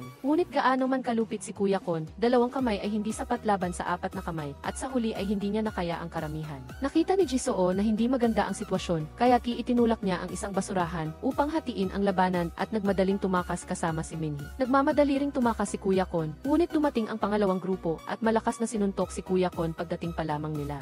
Pagkatapos ng ilang mabigat na suntok, hindi na nakaya pa ni Kuya Kon. Pagkatapos ay tinusok ng isang guon ang isang hiringgilya sa liig ni Kuya Kon at nag-iniksyon ng isang hindi kilalang likido na ginamit ni Kuya Kon upang makatakas sa pamamagitan ng paggamit ng kanyang ulo. Habang naghahanda siyang umalis, nagsimulang lumabo ang kanyang paningin. Sa sandaling ito, biglang tumalon ang pinuno ng gang mula sa likuran at sinuntok si Kuya Kon. Ginamit ni Kuya Kon ang kanyang huling lakas upang itulak ang pinuno ng gang at nagpumilit na tumakbo patungo kay Jisoo. Nang makita ni Jisoo na hindi na kaya ng kanyang kasama, hindi na siya nakapagpigil. Pagkatapos ay sumugod siya upang harangan ang grupo. Habang dinala ni Kuya Kon si Minhee, tiningnan niya si Jisoo at pinili niyang umalis. Nang makita ng pinuno ng gang na nakatakas na si Kuya Kon, kinuha niya si Jisoo na naghahanda ng umakyat sa pader at ibinato ito pababa. Sa sandaling ito, nahulog ang telepono ni Jisoo. Mahusay, lahat ay tapos na. Nakita ng pinuno ng gang ang logo ng aso sa telepono ni Jisoo at may naisip siya kaagad. Kinuha niya ang telepono ng kanyang kasintahan at nagpadala ng mensahe sa taong kinakasama ng kanyang kasintahan. Lumabas na tumunog ang cellphone ni Jisoo na may berdeng ilaw. Wala nang pag-asa si Jisoo na nakahiga sa lupa. Pagkatapos, si Jisoo na walang kalaban-laban ay binihag. Dinala naman ni Minhee ang malubhang nasugatang si Kuya Kon upang magtago sa kotse at tumakas sa paghahanap ng gang. Siya, sa sobrang takot, ay tumawag sa babaeng pulis na dating nag-imbestiga sa kanya upang humingi ng tulong. Pagkatapos, dinala ng babaeng pulis si Kuya Kon sa ospital. Nagmadali si Jury na pumunta sa ospital gamit ang jeep. Hindi inaasahang nagpadala ang kanyang nanay ng mensahe na nagsasabing umuwi na siya kaagad. Sa oras na ito, sa wakas ay naalaala ni Minhee si Jisoo. Nasaan si Jisoo? May iba pa bang tao sa pinangyarihan? Kakaalis lang niya. Nakita ng babaeng pulis na hindi simple ang pangyayari. Kaya, habang pinapakalma si Minhee, pilit niya itong tinatanong tungkol sa katotohanan ng insidente. aksidente. Ngunit nasa bingit na ng pagbagsak si Minhee at patuloy pa rin ang babaeng pulis sa pagpilit sa kanya. Hihintayin mo pa bang mamatay si Jisoo bago ka magsalita? Sa wakas, bumigay na si Minhee. Sa kabutihang palad, dumating ang punong guro sa oras. Pagkatapos niyang batikusin ang babaeng pulis, dinala niya si Minhee palayo. Ang matinding bigat ng sitwasyon ay nagpahindi kay Minhee kung ano ang gagawin. Kaya, pumunta siya sa kanyang kaklase at kasintahan at umamin sa kanya na siya ay nagbebenta ng sarili. Sinabi niya sa kanya na lahat ng binili niya para sa kanya ay galing sa pagbebenta ng sarili. Tinanong niya sa kanya kung gusto ba niya ang ganoong klase ng pera. Kung mahal pa ba niya siya. Bakit mo sinabi? Ano? Iyon. Bakit mo sinabi sa akin ang tungkol doon? Biglang naramdaman ni Minhee na nanlamig ang kanyang puso. Iyon pala, matagal na niyang alam. Inihagis niya ang regalo na ibinigay niya sa kanyang kaklase at tumayo para umalis. Sa kabilang banda, nang magising si Jisoo, nakita niya ang kanyang sarili na nakatali sa isang silid na puno ng mga plastic bag dahil likas siyang mahiyain, agad siyang nataranta. Pagkatapos, upang linawin ang sitwasyon, kinuha ng pinuno ng gang ang isang larawan at sinabi na kinasama niya ang kanyang asawa. Nagulat si Jisoo at mabilis na tinanggihan ito, ngunit ang kanyang bibig ay nakatakip. Hindi na nagtanong pa ang pinuno ng gang at inutusan ang kanyang mga tauhan na putulin ang kamay ni Jisoo gamit ang lagari. Sa kabutihang palad, biglang dumating ang kasintahan ng pinuno ng gang. Nataranta ang pinuno ng gang dahil sa takot sa kanyang asawa at mabilis na isinara ang pinto at nagsimulang mag-ayos ng mga gamit sa silid. Lumabas na dinala ng kanyang kasintahan ang isang ahente upang tingnan ang silid. Nagulo ang lahat ngayon at kaagad na pumasok ang kasintahan at galit na sinabi, "Ano ang ginagawa mo sa tindahan ko?" Sinabi ng pinuno ng gang, "Hindi ba dahil sa panloloko mo sa akin?" Tiningnan ng kasintahan si Jisoo at tumawa na nagsasabing, "Sino siya?" Pagkatapos ay itinapon niya ang isang baso ng tubig sa mukha ng pinuno ng gang. Natigilan ng pinuno ng gang, kaya pala, maling tao ang nahuli niya. Pagkatapos ay nagreklamo siya kay Jisoo. Gusto niyang magbukas ng karaoke bar, kaya tinulungan ko siya. Ibinigay ko sa kanya ang lahat ng gusto niya. Ngunit bakit hindi pa rin siya nasisiyahan? Nang makita niyang hindi sumasagot si Jisoo, lumingon siya at napagtanto na nakalimutan niyang tanggalin ang takip sa bibig nito. Bilang tugon, sinabi ni Jisoo, "Maaari na ba akong umalis ngayon?" Noong una, magpapakawala na sana ng pinuno ng gang si Jisoo. Ngunit biglang nag-iba ang isip nito. Ang kasintahan sa telepono ay malinaw na kumontak sa kanya. Sa teorya, hindi maaaring hindi ito siya. Upang mailigtas ang kanyang sarili, sinabi ni Jisoo sa pinuno ng gang ang tungkol sa kanyang lihim na serbisyo. Sa sandaling makita niya ang epektibong paraan ng komunikasyon, nagulat ang pinuno ng gang. Ipinaliwanag ni Jisoo na sila ay kumikilos lamang bilang mga ahente sa pakikipag-usap. At sa ganitong paraan, hindi na kailangan ang isang tindahan at makakatipid pa sa mga bayarin sa pamamahala. Upa, hindi na kailangang magbayad ng upa. Biglang naging tagahanga ang pinuno ng gang at mabilis na hiniling kay Jisoo na turuan siya. At ang resulta, sumulat si Jisoo ng isang linya ng code at biglang natahimik ang nagaganyak na grupo. Nag-umpisa silang mag-usap-usap kung mayroon ba silang dapat gawin kay Jisoo. Alam na niya ang lahat, ang aming negosyo, ang aming lokasyon. Noong una, pinakawalan na sana ng naguguluhang pinuno ng gang si Jisoo. Ngunit agad niya itong sinabihan na kumuha ng lagari. Nataranta si Jisoo at sumigaw, "Kupal." Pagkatapos ay pinigilan niya ang lagari at lumuhod. Wala na siyang pagpipilian, sinabi niyang tutulungan niya silang gumawa ng software. Ngunit mayroon ding direktor sa likod at kailangan niyang makuha ang pahintulot nito. Pagkatapos ay tinawagan niya si Jury upang ipaliwanag ang sitwasyon. Mabilis na naunawaan ni Jury ang sitwasyon at itinuring ang kanyang sarili bilang isang direktor. Nag-anyong direktor siya at humingi ng bayad para sa medikal na paggamot, emosyonal na trauma, at nasayang na oras. Nataranta si Jisoo nang makita ang otoridad ni Jury. Kinuha niya ang kanyang telepono at diretsong sinabi, "Gusto kong magtrabaho dito pansamantala. Kailangan kong tiyakin ang aking kaligtasan." Nang marinig ito, nagsimulang maunawaan ni Jury ang trabaho ng kabilang panig. Nalaman niyang ang pinuno ng gang ay gumagawa rin ng serbisyo, at mayroon siyang higit sa 10 babae sa ilalim niya, habang ang kanyang mga goons ay responsable para sa proteksyon. Napansin ni Jury na ang mga babae na nasa ilalim ni Jisoo ay isa-isang umalis sa grupo dahil sa pagkagambala ng kanilang trabaho at dahil sa kakulangan sa kita noong dinakip si Jisoo ng pinuno ng gang. Upang kumita ng pera at protektahan si Jisoo, pumayag si Jury na makipagtulungan sa pinuno ng gang. "Ang iyong kumpanya at kami ay pumirma ng isang kasunduan sa pakikipagtulungan. Ito ang aking kondisyon." Tuwang-tuwa na binigyan ng pinuno ng gang si Jisoo ng isang eksklusibong cellphone at pinauwi ito. Pagka-uwi pa lang, nakipagtalo si Jisoo kay Jury. "Malinaw na sinabi natin na pansamantala lang ito. Ngunit ngayon ay naging kasosyo na tayo sa negosyo." Tinanong niya kung sa tingin niya ay baliw na si Jury sa pagiging gahaman sa pera at hindi isinasaalang-alang ang pagkatao ng kanyang mga kasosyo. Walang magawa si Jury kundi sabihin na umalis na ang lahat ng mga babaeng nasa ilalim niya, kaya kung gusto pa nilang magpatuloy, kailangan nilang umasa sa grupo ng pinuno ng gang. Kaagad na nawalan ng masabi si Jisoo. Siya, na nasa ospital, ay nagising at sinabihan si Minhee na hanapin ang kanyang telepono sa kotse. Sa huli, binaliktad ni Minhee ang buong kotse, ngunit hindi niya ito mahanap. Lumalabas na hindi sinasadyang narinig ng babaeng pulis ang kanilang pag-uusap at nakuha niya ang telepono bago pa man sila. Naintindihan ni Minhee ang bigat ng problema at gustong makipag-ugnayan kay Bully. Ngunit ang nakaraang telepono ay nabura na ang lahat ng data. Dahil wala siyang telepono ni Bully, napilitan siyang tawagan ang kanyang mga dating kaibigan. Nakita ni Jisoo ang tawag mula kay Minhee, ngunit hindi niya ito sinagot. Sa halip, tinawagan niya si Kuya Kon. Sa kabilang banda, ang babaeng pulis na nag-ihak sa telepono ni Kuya Kon ay biglang tumunog ang telepono. Tuwang-tuwa na isinara ng babaeng pulis ang bintana ng kotse at naghanda na sumagot. Sa sandaling ito, nakita ni Jisoo ang mensahe ni Minhee at narinig niya ang boses ng babaeng pulis sa telepono. Agad siyang nataranta at nahulog ang kanyang telepono sa lupa. Takot na paikot-ikot si Jisoo. Mahinahon na sinabi ni Yuri, hindi tayo matutuklasan. Sa kanilang paningin, isa itong kriminal na kaso. Higit pa rito, si Kuya Kon ang biktima, kaya hindi sila makakakuha ng search warrant para i-unlock ang kanyang telepono. Pagkatapos ng paliwanag ni Yuri, pansamantalang kumalma si Jisoo. Pagkatapos, sinabi ni Yuri kay Jisoo na gusto siyang makita ng pinuno ng gang. Natakot si Jisoo, mahirap para sa kanya na makatakas sa tiyan ng leon. Nang makita niyang ganoon kahinahon si Yuri, nagsimula siyang magalit at sinabing, madali lang para sa iyong magsalita dahil nagtatago ka sa likod. Anumang mangyari, wala itong kinalaman sa iyo. Nagalit si Yuri sa narinig niya at kaagad na tumayo upang lumabas. Nagtatakang pinigilan siya ni Jisoo, saan ka pupunta? Hayaan mo akong asikasuhin ito. Asikasuhin ang ano? Ang mga baliw na iyon. Pagkatapos ng klase, naghanda si Jisoo ng bagong cellphone para kay Kuya Kon na plano niyang ibigay sa kanya ng palihim. Ngunit bago pa man niya ito mailapag, nagising na si Kuya Kon. Kaagad na naguluhan si Jisoo at sinabi na wala siyang naitulong noong oras na iyon. Ngunit sinabi ni Kuya Kon, swerte. Masama lang ang swerte. Tiningnan siya ni Kuya Kon ng matalim at agad na yumuko si Jisoo. Natatakot na mabasa ni Kuya Kon ang kanyang iniisip. Sa kabutihang palad, tumunog ang telepono at mabilis na tumakas si Jisoo. Lumabas na tumawag ang pinuno ng gang. Sinabi niya kay Jisoo na nag-set up na sila ng meeting kasama ang direktor sa hapon na iyon. Lumalabas na pagkatapos ng klase, nakipag-ugnayan si Yuri sa pinuno ng gang, naghahandang magpakilala bilang direktor para kay Jisoo. Biglang natauhan si Jisoo at naalala ang sinabi ni Yuri sa paaralan. Agad siyang nakaramdam ng masamang pakiramdam at nagmamadaling tinawagan si Yuri upang pigilan ang pulong. Ngunit walang intensyon si Yuri na sagutin ang telepono. Itinago niya ang kanyang inihandang balisong sa kanyang bulsa at lumabas. Nagmamadaling pinuntahan ni Jisoo ang pinuno ng gang bago dumating si Yuri at sinabi niyang hindi makararating ang direktor dahil mayroon siyang trabaho. Sa sandaling ito, binuksan ni Yuri ang pinto ng silid. Matapos marinig ang kanilang pag-uusap, mabilis siyang kumuha ng menu mula sa tabi at pumasok. Samantala, takot na kinuha ni Jisoo ang taser na handang makipaglaban anumang oras. Sa huli, nagpanggap si Yuri na isang waiter sa restaurant at tinulungan silang umorder. Madali siyang nakatakas sa kanilang paningin.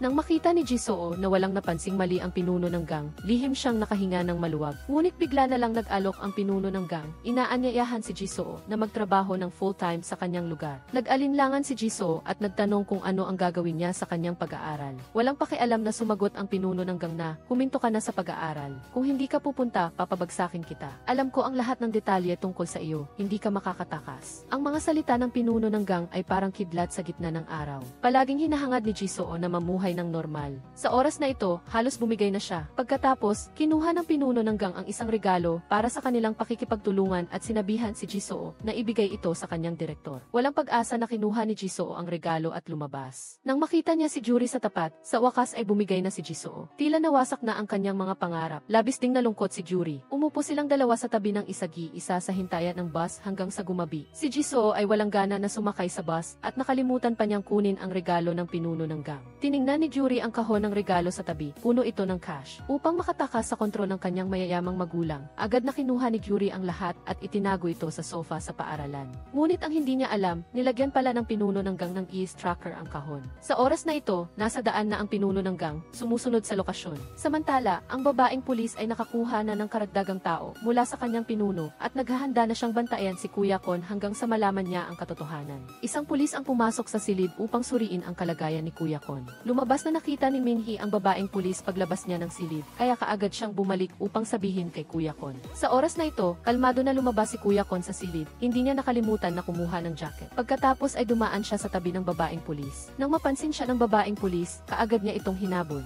Ngunit huli na ang lahat at maaari lamang nilang panoorin ang dalawa na tumakas sa ospital. Samantala, nang lumabas si Yuri sa gate ng paaralan, nakatanggap siya ng tawag mula sa pinuno ng gang. Agad niyang sinabi sa kanya na nagalit siya sa sinabi niya kaninang umaga na umalis na sa pag-aaral si Jisoo. Ang pakikipagtulungang ito ay tila hindi na kailangan. Biglang bumukas ang ilaw sa likuran at isang tao ang lumabas sa likod ni Yuri. Kaagad siyang binigyan ng pampatulog at itinapon siya sa kotse ng pinuno ng gang. Hindi alam kung anong panganib ang haharapin ni Yuri. Sa sandaling ito, nakatanggap si Jisoo ng tawag mula kay Yuri. Ngunit sa kabilang linya, narinig niya ang boses ng pinuno ng gang. Alam ni Jisoo na tapos na ang lahat, nahuli na si Yuri. Kaagad na nanghina ang kanyang mga binti nang makita niya ang larawan na ipinadala ng kalaban. Si Jisoo, na palaging duwag, ay tumakas lamang at alam niyang hindi na siya makakatakas pa. Pagkatapos, nagpadala ang pinuno ng gang ng tao upang kunin si Jisoo. Nagpakita ang goon ng tamad na ugali at hindi pinahalagahan si Jisoo. Direkta niyang sinuntok si Jisoo hanggang sa mawalan ito ng malay at pagkatapos ay isinilid siya sa trunk ng kotse at dinala. Sa kabilang banda, ang mag-asawang pinuno ng gang ay lalo lamang nagalit nang malaman nilang pinaglaruan sila ng dalawang bata.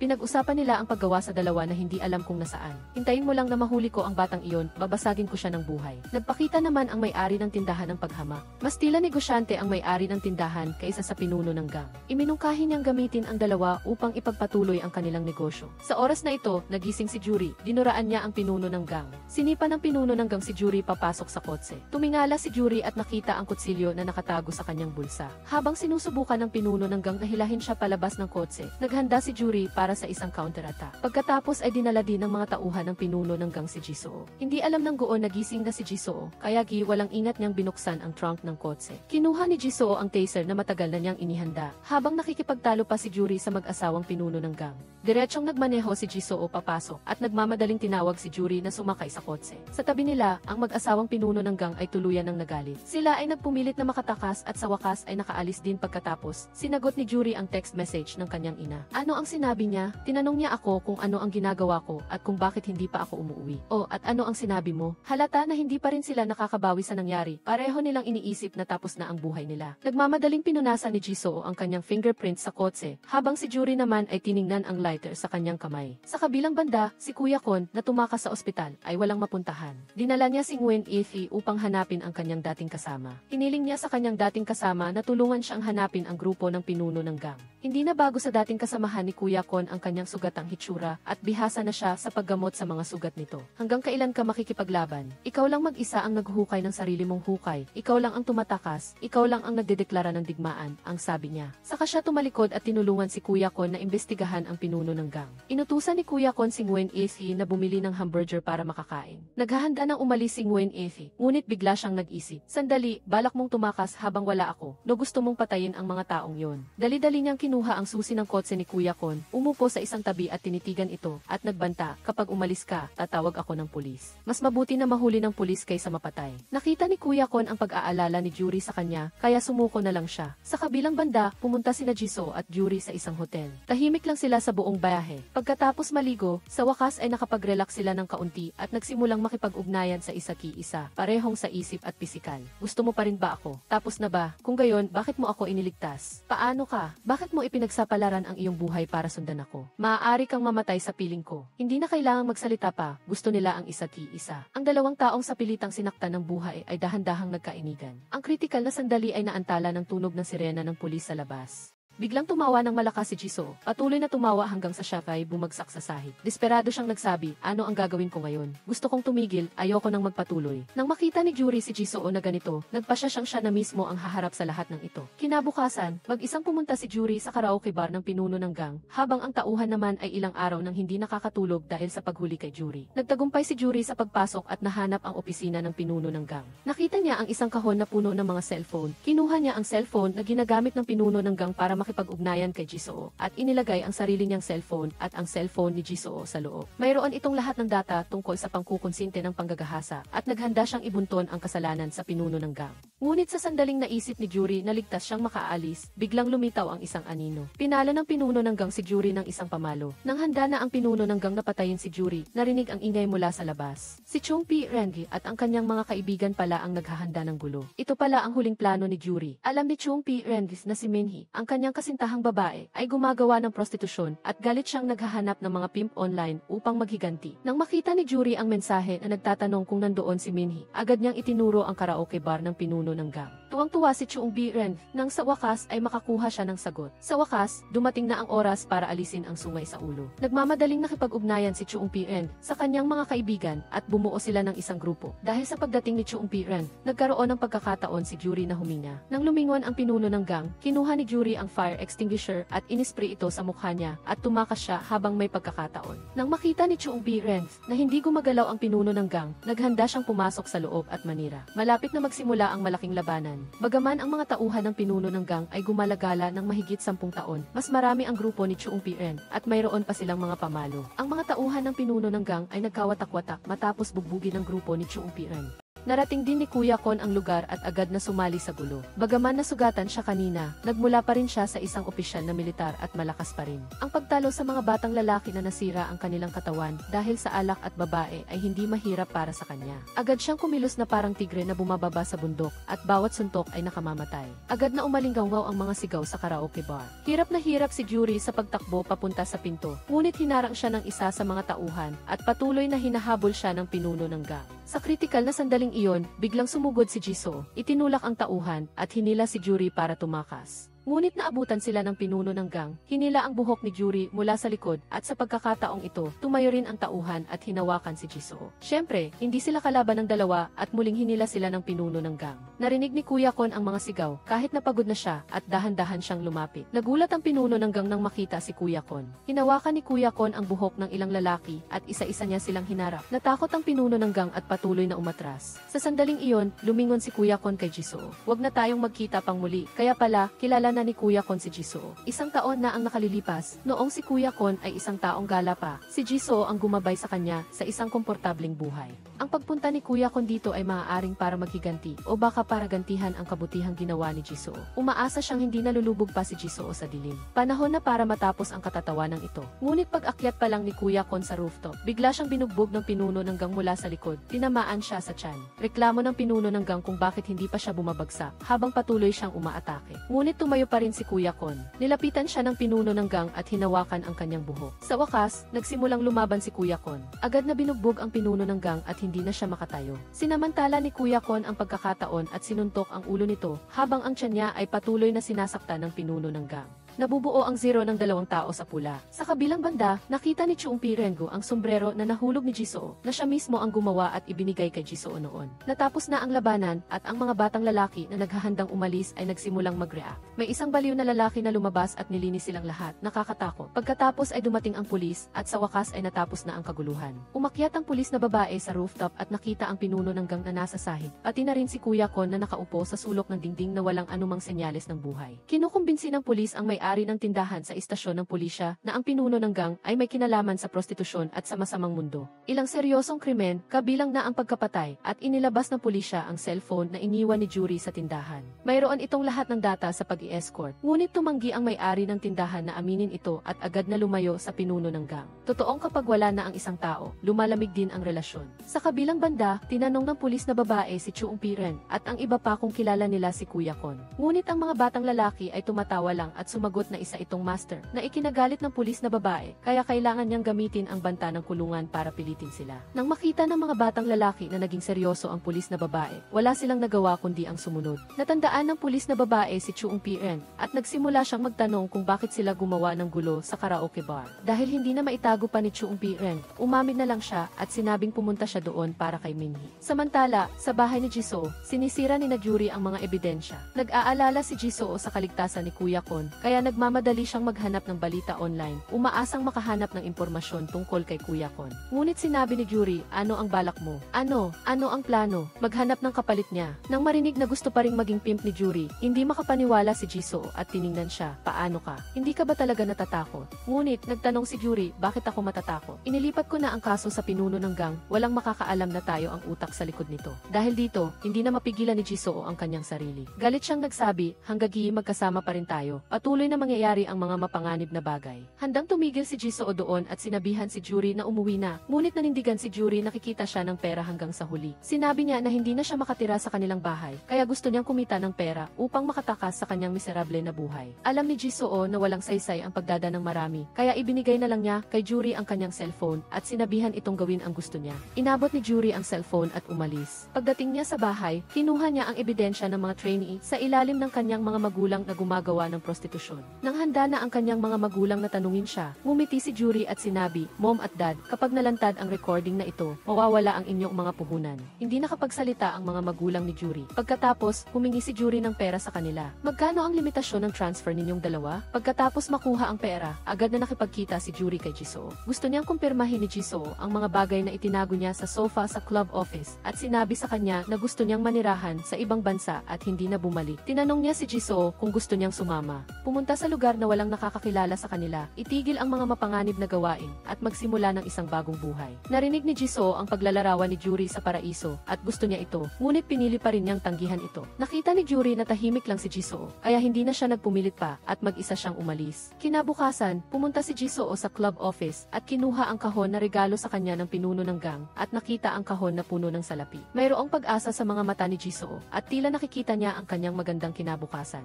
Ang resulta, pagkaalis niya sa opisina, agad na dumating ang pulis na babae. Ang kahon pala na regalo ng pinuno ng gang ay mayroong gift, ngunit hindi nila alam ang tungkol dito. Sa pamamagitan ng ihik sa cellphone ng pinuno ng gang, natuklasan din ng pulis na babae ang napakalaking halaga ng pera na nakatago sa sofa sa club office. Agad na ipinatawag ang punong guro para kausapin at agad na nagtago si Jisoo sa pinto para makinig. Pagkatapos nito, nagmadali siyang pumunta sa opisina upang tingnan ang sitwasyon. Tulad ng inaasahan, ang lahat ng pera sa sofa ay kinuha. Ang pag-asa na nakita ni Jisoo kanina ay biglang nawala. Sa kabilang banda, pinuntahan ni Choong Piren si Minhee at kinuha ang sombrero na napulot niya sa karaoke bar. Kinuwestiyon niya si Minhee, "Sabi mo hindi ka pumunta sa karaoke bar, kaya bakit nandito ang sombrero mo?" Nang makita ni Minhee ang sombrero na ibinigay niya kay Jisoo, biglang nag-alangan ang kanyang puso. Bakit si Jisoo ay nasa karaoke bar? Pagkatapos mag-isip ng ilang sandali, binaliwala ni Minhee si Choong Piren at umalis agad. Samantala, si Jisoo ay nabigla at galit na nagsusulat ng kanyang pag-amin. Ang takot sa kanyang puso ay lumampas na sa lahat. Hindi na niya kayang manatiling kalmado tulad ng dati. Halos hindi na makatayo si Jisoo sa sakit at naisip niya si Juri. Pagkatapos nito, tumawag si Minhee at nakipagkita sa kanya. Nang makita niya si Jisoo, agad niyang tinanong ang tungkol sa sombrero. "Bakit ka nasa karaoke bar?" Dahil sa biglaang tanong, natulala si Jisoo ng matagal at hindi nakapagsalita.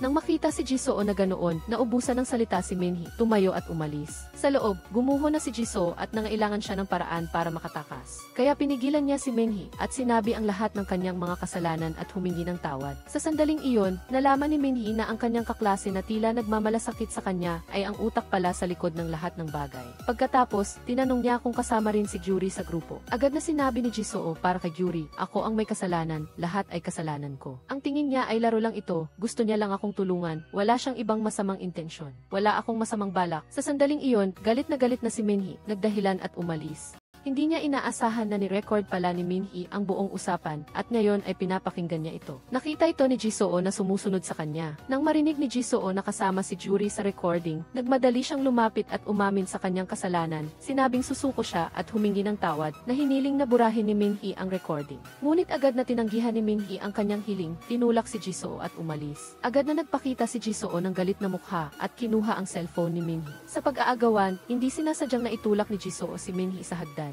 Alam ni Jisoo na tapos na siya ngayon. Lumapit siya, dinampot ang cellphone ni Minhee at nagmadaling tumakas. Sa puntong ito, tuluyan ng gumuho si Jisoo, blanko ang kanyang isipan, at natawagan niya si Juri para humingi ng tulong. Ngunit sa pagkakataong ito, hindi sinagot ni Juri ang tawag. Pagkatapos nito, nagsimulang mag-impake si Jisoo sa bahay. Naghahanda na tumakas. Biglang may kumatok sa pinto. Akala ni Jisoo si Juri ang dumating, kaya nagmamadali siyang nagtungo sa pinto para buksan ito. Ngunit, ang dumating ay si Choong Piren. Nalaman ni Choong Piren na para linawin kung pumunta si Minhee sa karaoke bar. Pinuntahan niya ang may-ari ng karaoke bar. Sinabi ng may-ari ng bar sa kanya ang katotohanan. Sa sandaling ito, tiningnan ni Choong Piren si Jisoo na nasa harapan niya na may tingin ng hindi makapaniwala. Sino ang mag-aakala na ang isang warang mag-aaral sa paaralan ay lihim na nag-aalaga at nagmamanipula sa kanyang kasintahan sa dilim. Pagkatapos, gustong sabihin ni Choong Piren ang katotohanan kay Minhee. Ngunit narinig niya ang ringtone ng cellphone ni Minhee mula sa bag ni Jisoo. Agad na kinuha ni Choong Piren ang bag ni Jisoo at ang mga gamit sa loob ay nagkalat sa sahig. sahig. Nakita ni Chung Bi-rengu ang cellphone na may maraming dugo. Ano ang ginawa mo sa kanya? Alam ni Jisoo na hindi na niya maitatago pa ito, kaya agad niyang kinuha ang frame ng larawan at ibinato ito sa ulo ni Chung Bi-ren. Ngunit hindi madaling guluhin ang pinuno ng gang na si Chung Bi-ren. Agad niyang itinulak si Jisoo sa sahig. Kinuha ang gunting sa mesa at walang pag-aalinlangang inatake ito. Sa oras ng panganib, dumating din si Yuri at binugbog si Chung Bi-ren mula sa likod. Nagmamadali niyang hinila si Jisoo palabas. Gulong-gulo sila habang patungo sa elevator. Ngunit alam ni Jisoo na hindi na siya makakatakbo, kaya itinulak niya si Yuri at umupo sa hagdan ng walang magawa. Sinabi ni Yuri kay Jisoo na sumama sa kanya, ngunit kalmado na si Jisoo ngayon at sinabihan si Yuri na umalis na mag-isa. Ngunit sa puntong ito, hindi kayang iwan ni Yuri si Jisoo. Hindi siya makapaniwalang tumingin sa harapan, parang may paparating. Pagkatapos, dumating ang pulis na babae sa bahay ni Jisoo batay sa mga pahiwatig. Sa napakagulong silid, si Chung Bi-rengu ay nawawala rin. Nagmamadaling sinundan ng pulis na babae ang mansa ng sirop papunta sa hagdan. Nawawala na sina Jisoo at Yuri at ang tanging nakita niya ay isang malawak na mansa ng dugo at isang nawawalang sapatos. Ang pelikulang ito ay may mas madilim na pananaw na naglalarawan ng mga problema na maaaring mangyari sa mga kabataan. Ang kulay abong tono ay naglalarawan ng karahasan at krimen na naroroon sa buong pelikula. Bagaman sa pilitan ang buhay ng bida, mali na siya mula sa simula at lalo siyang lumubog. Nais ng bida na makatakas sa kontrol ng kanyang mga magulang, kaya malakas siyang sumali sa mga kriminal na gawain ng lalaking bida. Sa huli, magkasama silang nahulog sa kailaliman ng krimen, naging isang desperadong parents. Ito ang pinakakaraniwang sikolohiya ng paghihimagsik sa panahon ng pagiging teenager. Ang kahalagahan ng pagtatatag ng edukasyon para sa mga kabataan. Nagtatapos na ang pelikula. Salamat sa inyong patuloy na suporta sa akin. Magkikita-kita tayo sa susunod na mga video sa channel.